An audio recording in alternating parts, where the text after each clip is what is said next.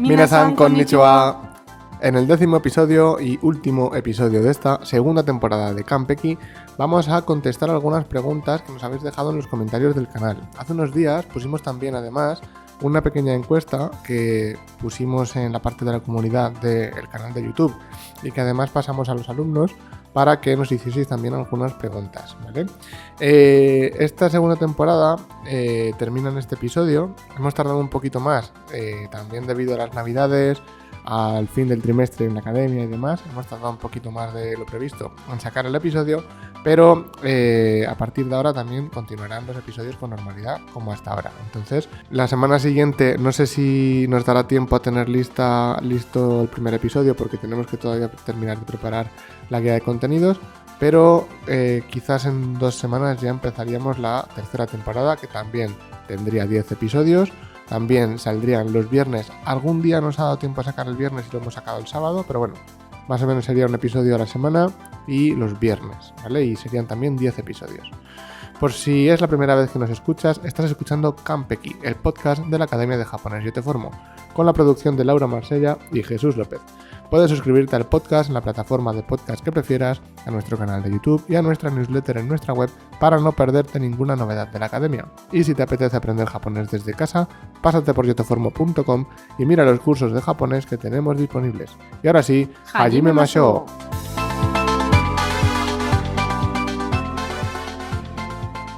Bien, de todas las preguntas que nos habéis mandado tanto en los comentarios como en la encuesta, hemos elegido 10-11 preguntas que creo que pueden ser interesantes para todos los que estéis escuchando el podcast, ¿vale?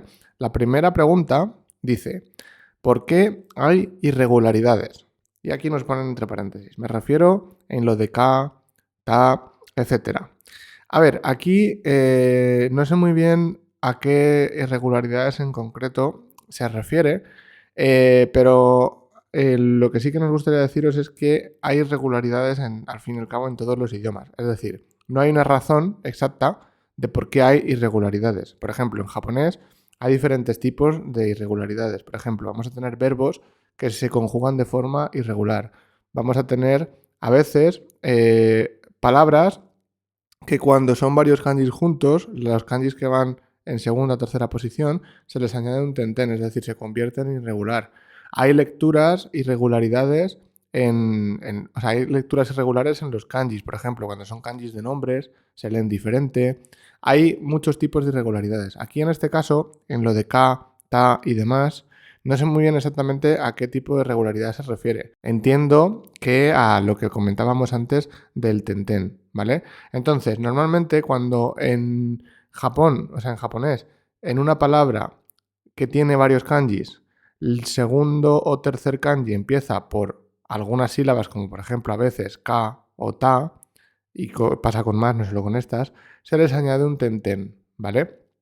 Pero no ocurre siempre, es algo irregular, simplemente pues nos tenemos que aprender las palabras de memoria para que aprendamos cómo se escriben y cómo se leen y ya está, ¿vale? Pero al final hay irregularidades, no hay una razón de por qué hay irregularidades. Laura, la segunda pregunta nos dice: ¿algún consejo de cara a la organización semanal del estudio del idioma por cuenta propia?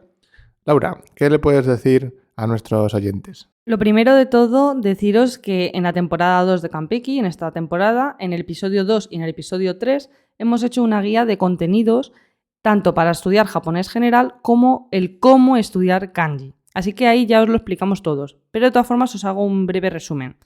Lo que tenemos que hacer es ponernos un objetivo asumible, ¿vale? Nos tenemos que poner un horario semanal para estudiar que sea, entre comillas, intocable. Pues, por ejemplo, todas las noches de 10 a 10 y media. O todas las mañanas de 9 a 10, ¿vale? Un horario semanal que no toquemos. O los lunes, miércoles y viernes. Ya cada uno depende del tiempo que tenga. Otra opción es elegir buenos materiales. Tener a alguien que nos pueda corregir y que nos pueda ayudar. No hace falta que sea un profesor. Puede ser un amigo japonés que nos pueda ayudar con el idioma, ¿vale? Consumir contenidos en japonés e intentar focalizarnos y no estudiar con demasiados materiales simultáneamente. Es decir, conozco a gente que a lo mejor estudia con el Minna no Nihongo y a la vez con el Genki, ¿vale? Pues o estudiamos con el Minna no Nihongo o con el Genki, pero los dos materiales, al ser lo mismo, son un libro de texto, no tiene mucho sentido. sí tiene sentido usar materiales que sean diferentes. Es decir, cogemos un libro de texto, por ejemplo nosotros el Marugoto, luego un libro de kanji, nosotros el Practical Kanji, y luego ya como contenido extra, por ejemplo, podéis coger libros de lecturas o escuchar podcasts y todas estas cosillas que ya os hemos dicho en tanto vídeos como en podcast de YouTube. Por añadir alguna cosilla más a todo lo que ha dicho Laura, es importante remarcar el tema de tener una persona que te pueda corregir y que te pueda ayudar. No hace falta que sea un profesor si quieres aprender el idioma y quieres intentar estudiar por ti mismo sin academias o sin profesor. No es obligatorio que lo tengas, pero sí es importante que tengas acceso a personas, una persona o varias, que sepan bastante más que tú, en este caso de japonés, que puedan también estar en contacto contigo de vez en cuando, de forma recurrente, y ayudarte. Puede ser, por ejemplo, una persona de tu mismo país que hable o que sepa más que tú, o un japonés directamente, con quien podamos tener contacto, por ejemplo, semanal, y que nos pueda ir ayudando tanto con nuestras dudas como, sobre todo, con estar en contacto con el idioma, poder hablar regularmente. Podemos hacer intercambios de idiomas o podemos directamente pagar algo de dinero a un japonés, por ejemplo, para que se pueda ofrecer a hacerlo si no queréis tener un profesor, ¿vale? Si queréis estudiar por vuestra cuenta. Luego, por otro lado, también es importante el tema de consumir contenido. Es decir, no es simplemente, estudiar un idioma no es simplemente el memorizar palabras y aprender gramática. Es importante que desde el primer momento, desde el primer momento que estudies hiragana y katakana, quizás no, pero desde en cuanto podáis, que utilicéis el idioma leyendo y escuchando, al menos al principio, ¿vale? Y luego ya más adelante hablando y escribiendo también, ¿vale? Entonces intentad leer todo lo que podáis, aunque sean cuentos sencillitos, y escuchar. Es decir, podéis poner podcasts sencillos en japonés, canciones, todo lo que os pueda ayudar, está bien desde lo más pronto posible. Siguiente pregunta. Esta la vamos a dejar para Laura. Dice la pregunta, ¿qué es lo más difícil de aprender japonés? A ver, Laura, ¿tú qué opinas? Bueno, pues lo más difícil es el kanji, ¿vale? Hay muchas cosas difíciles en japonés, igual que en todos los idiomas, ¿vale? Lo que pasa que sí que creo que lo más complicado es el kanji, porque hay que saberse unos 2000 kanjis aproximadamente para poder leer y entender el idioma japonés igual que un japonés, ¿vale? Luego, otra cosa difícil, que no es tanto del japonés, es el mantener una rutina. El problema que tiene mucha gente es que no consigue tener una rutina de estudio. Si no tienes una rutina de estudio y estudias kanji, jamás aprenderás japonés. Puedes aprender japonés oral, pero no vas a poder leer ni periódicos, ni los nombres de tus artistas favoritos, ni nada. O sea, necesitamos saber kanji, ¿vale? Por eso, ¿por qué es difícil el kanji? Pues primero porque, como dijo Jesús antes, cuando juntamos varios kanjis, a veces se leen los dos kanjis con la lectura china, otras veces con la japonesa, otras veces hay kanjis, palabras de kanjis que se leen la primera con la japonesa y la segunda con la china o viceversa, ¿vale? Hay otros kanjis que se escriben y se leen como les da la gana, básicamente, que a esto se les llama ateji, como el que siempre os comento de ofuro, que es el primer kanji es viento y el segundo columna vertebral, y esto hace la palabra bañera o el baño donde hay la bañera. Por lo tanto, los kanjis es un mundo complicado, súper interesante, y creemos que es lo más complicado de aprender el idioma japonés. Pero bueno, al menos no es chino, que ahí hay que saber muchísimo más. En japonés con 2000 vamos tirando. Vamos con la siguiente pregunta. Nos comentan, no es ninguna duda, pero quería deciros que los podcasts de la historia de Japón me gustaron mucho y que me gustarían que, por ejemplo, algunos episodios hablando sobre hechos históricos y curiosidades que pasaron en distintas eras. Muchas gracias. Fenomenal, pues nos alegramos mucho de que os haya gustado el episodio de los dos episodios que hicimos de historia de Japón. Más adelante sí que tenemos pensado, no ya en el corto plazo, porque se tarda bastante en preparar toda la información de los episodios de historia, pero sí que nos gustaría ir preparando episodios de cada época, ¿vale? Para focalizar un poquito más en hechos concretos que pasaron en todas las épocas de Japón que no pudimos comentar en los otros dos episodios que eran más a modo de resumen, ¿vale? Pero bueno, nos alegramos de que os haya gustado. Vamos con otra que sí que es pregunta, ¿vale? que nos comentan cómo se pronuncia correctamente los sonidos y ahora nos ponen unas sílabas en hiragana con tenten, ¿vale? Entonces yo, para poder leerlo, pues os voy a decir ya directamente cómo se pronuncia, ¿vale? Entonces, los sonidos son el sa con tenten, el se con tenten, so con tenten, su con tenten y el tsu, tsu con tenten, ¿vale? Estos son los que nos han escrito. Entonces, yo los voy a decir ya directamente. Los sonidos leídos, ahora os va a leer también Laura para que veáis un poco dos personas, ¿no? Diferentes, serían za, ze, zo, zu y zu. Los dos últimos zu se pronuncian igual, ¿vale? Es decir, zu, zu. Nos da igual si es un su con tenten o un tsu con tenten. Vamos a decir zu, ¿vale? A ver, Laura, pronúncialos tú, a ver qué tal. Za, ze, zo, zu, zu. Fenomenal, pues espero que os haya servido para que tengáis un poco una idea de cómo se pronuncian estos sonidos. Vamos con la siguiente pregunta. Pregunta número 6. ¿Qué significa y para qué se usa el...? Y aquí nos pone un símbolo en japonés, ¿vale? Que es el ke de katakana pequeñito, ¿vale? ¿Para qué se usa el ke pequeñito que aparece en algunas palabras del japonés? A ver, Laura, ilumínanos. ¿Para qué se usa este ke? Bien, pues esta letra es una letra un poquito rara del japonés, un poquito curiosa, que básicamente es la abreviación de un kanji. El kanji es un kanji que se lee ka y que es el contador de otros contadores. Digamos que es un kanji que va con otros contadores para seguir contando. Es una cosa un poco curiosa, ¿vale? Entonces, este kanji, la parte de arriba lleva el radical de bambú, que si sabéis cómo es el radical de bambú, es como una especie de dos ke chiquititos. Por lo tanto, en lugar de escribir este kanji, que es bastante más grande y difícil, existe esta abreviación que es el ke chiquitito, ¿vale? Entonces, este kanji o ke en pequeño lo podéis ver en palabras como ikkagetsu, ¿vale? Durante un mes. Ikkagetsu, que se escribe con un 1, un ke pequeño y el kanji de luna o de mes.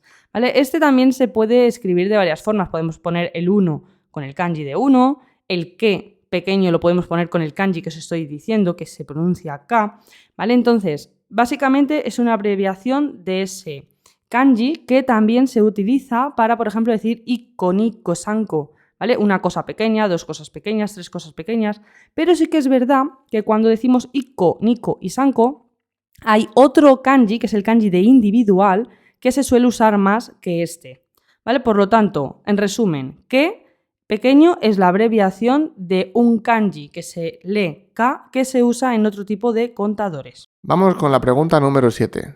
Nos comentan en el vídeo que hicimos explicando la partícula o. ¿Qué pasaría con el uso de no o? Es decir, sílaba no, partícula no y partícula o, las dos partículas juntas, ¿vale? Básicamente, en este caso, utilizamos utilizamos no con o para sustantivar algo y convertirlo en un sustantivo. Para hacer una frase con la partícula o, para que quede más claro, vamos a hacer una frase directamente en japonés, ¿vale?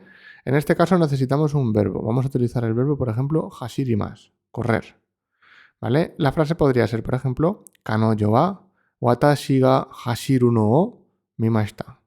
¿Vale? Kanojo wa, la chica o mi novia. Watashi ga, yo, hashiru no o, correr, mimashita, vio. Es decir, mi novia me vio correr.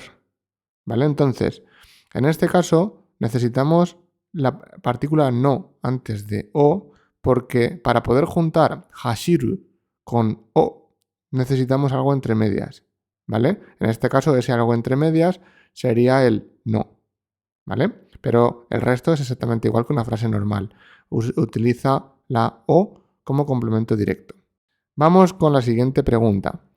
Nos comentan, he aprendido que en las preguntas en japonés se omite el signo de interrogación y se cambia por el kanji de ka. Bueno, aquí entiendo que en lugar del kanji quiere decir la sílaba de hiragana ka. Pero es también oralmente, o sea, se dice gracias. Es decir, aquí entiendo que sí. Cuando hablamos en japonés decimos la partícula ka al final de las frases para preguntar. Laura, ¿qué podemos comentar?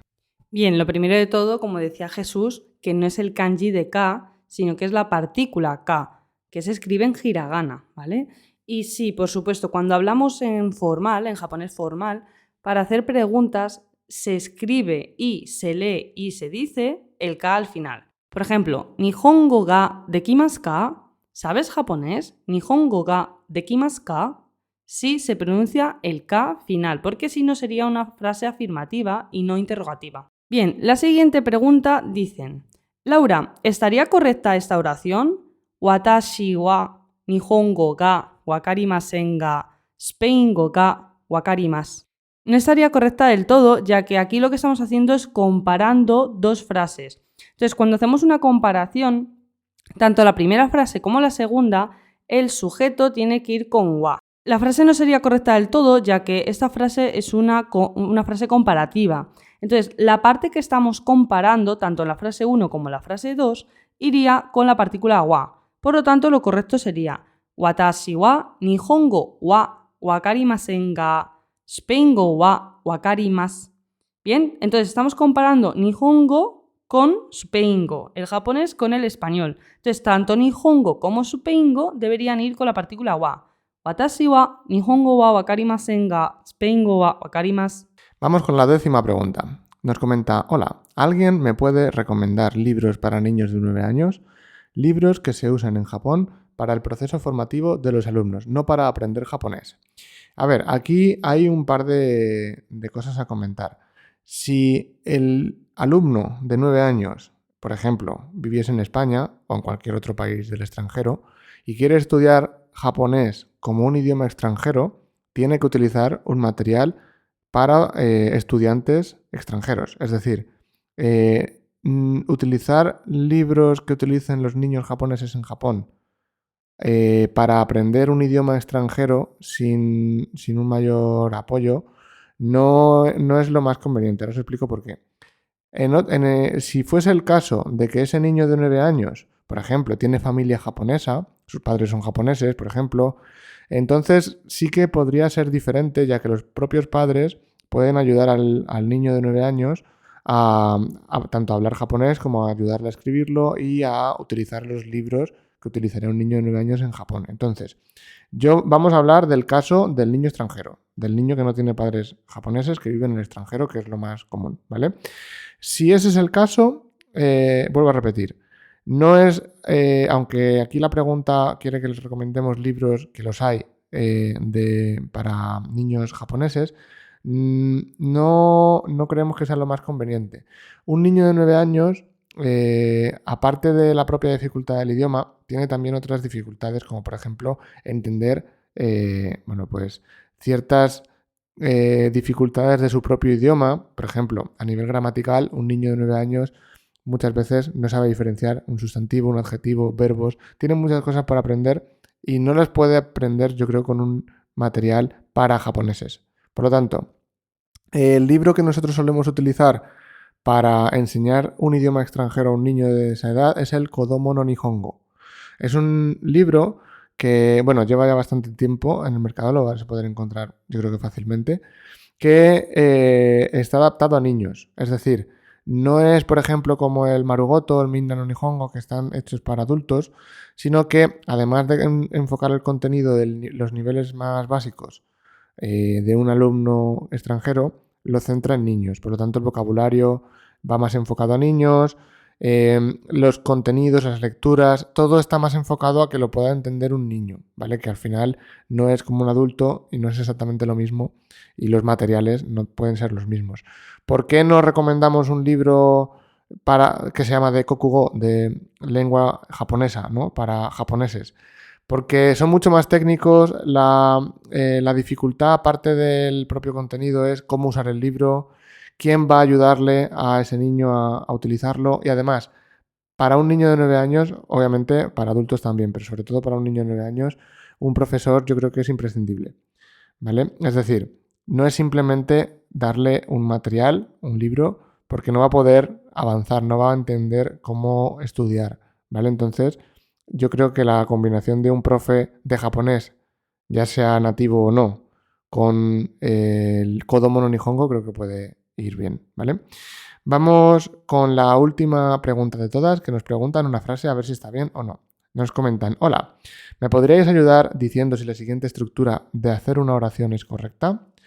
La estructura es persona, o sea, en este caso yo, partícula wa, palabra de tiempo, ahora vamos a matizar, partícula ni, persona con quien realizas la acción, partícula to, lugar, partícula t, o sea, partícula d, perdón, objeto, partícula o y verbo.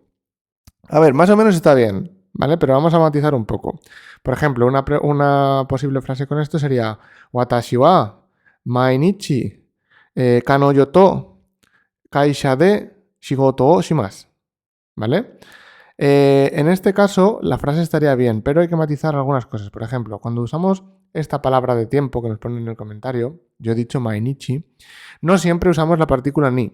Es decir, si es un día concreto, por ejemplo, Rokugatsu muika ni, en ese caso sí que utilizaríamos la partícula ni porque es una fecha exacta. Si usamos una palabra de tiempo como raishu, maishu, kyo, cualquier palabra que no indique un día concreto, entonces la partícula ni no se utiliza, ¿vale? Watashi wa maishu o mainichi o ashita y ya está.